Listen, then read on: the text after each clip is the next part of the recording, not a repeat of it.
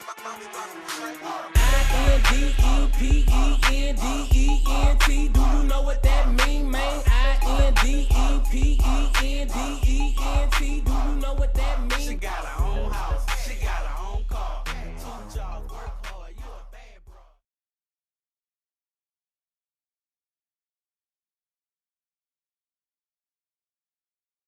And you know, when we have a developer who comes to who grew up, born and raised in this town, and has a $6.4 million offer to the city to pick up property that the city's just sitting on, and we just turn them away. That's not saying we're open for business. And we need a sign out in front of this city that says, Racine, we're open for business. Okay. One of the things too, I know that, and I was involved, I know the paper, we wrote stories about it, was the project up near the transit center. It was going to be named after one of the historians in Racine, Corrine Owens. Correct. And that project was pulled off the table, and it seemed as if the city was getting into the speculation business, holding property, try to increase the value of that property. So how do you feel about that? Well, I think you're absolutely right. What's happening is the city of Racine and its taxpayers have reluctantly been dragged into real estate speculation. Let's take a look at Point Blue. Let's take a look at West Racine. Let's take a look at the Southside Industrial Park. Let's take a look at the Walker property. I can go through land deal after land deal.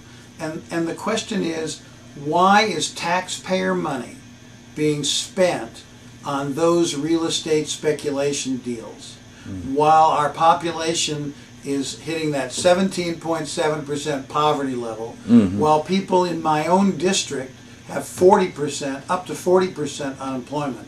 We're not creating jobs, we're not helping people, we're speculating on real estate.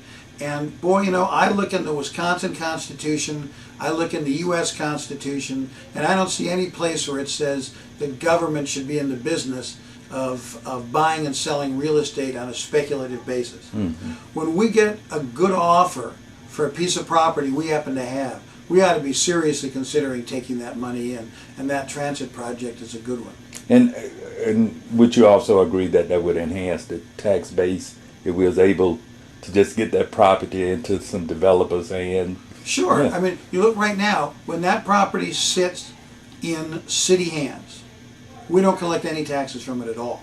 Okay. So not only are we paying to maintain the property, but we're losing any revenue that we could possibly get from those properties.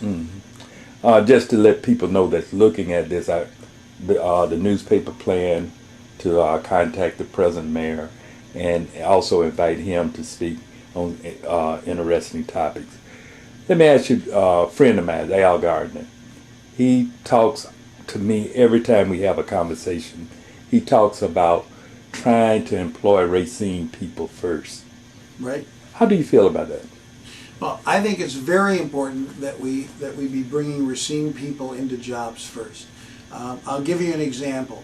The City Council just last month, month of December, approved the relocation of a business to the, I think it's called the Alloc property, A-L-L-O-C, between on Memorial, between Chicory and Durand.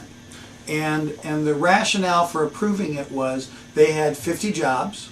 Okay, they planned to add at least another 25, and they were going to leave Racine. So Racine said, we'll make it attractive for you.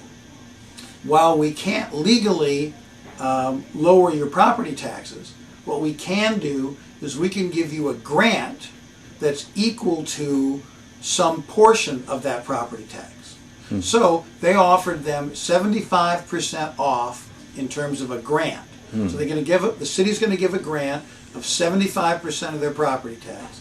Something I know I'd like to have. I'll bet many of the people listening would like to have too. For 10 years, their current property tax is at about $53,000. So if the property never appreciated, you're looking at more than $500,000 of taxpayer money going to keep this business in town. Now, I'm not against trying to keep businesses in town, but the question that I asked of the people bringing this forward was, how many of those 50 jobs are currently held by Racine residents? Okay. And how many of those new 25 jobs are going to be held by Racine residents? And they said, well, any new hires, the preference will be for Racine residents. I said, no, it's not what I asked. I don't want to know what the preference is, because you can write a job description that excludes almost anybody. I want to know how many of the 50 people currently on staff live in the city of Racine. The answer was, we don't know, we never asked. Yeah. We don't keep those statistics. Well, how many people do you think of the 25 are going to be Racine residents? We don't really have any idea. So we just cut a deal with our taxpayer money for over $500,000, and we really have no idea whether even a single person lives in the city of Racine. Now, I'm hoping that they do, Right. and I'm hoping that it works, but not to know the answer to that question before you cut the deal, Yeah. that's wrong, and that's why I voted against it. Okay. Let's take a short break. It's fair. Okay, we back again.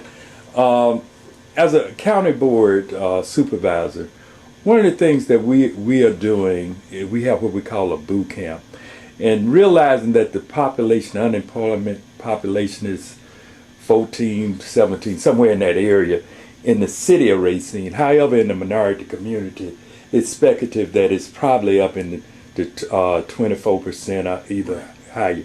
Is there any kinds of ideas that you think you can bring to the table that will address the high unemployment in the central city area?